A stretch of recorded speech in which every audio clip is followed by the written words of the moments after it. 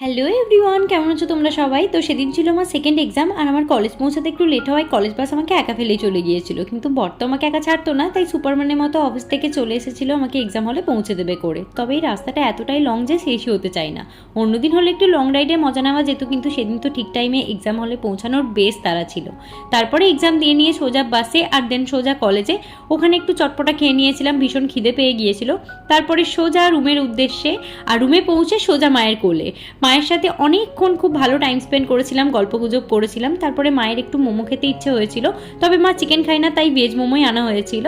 তারপরে আমি একটু চিজি পাস্তা বানিয়ে নিয়েছিলাম, কারণ আমি একদম মোমো লাভার নই।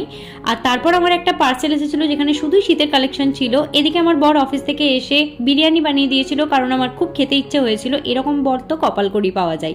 তবে মা তো চিকেন খায় না, তাই মায়ের খাবারটা বাইরে থেকে আনিয়ে দেওয়া হয়েছিল। আমাদের ছোটোখাটো একটা ডিনার ডেটই হয়ে গিয়েছিল। তো চলো আজকের মতন একটু কুই বাই।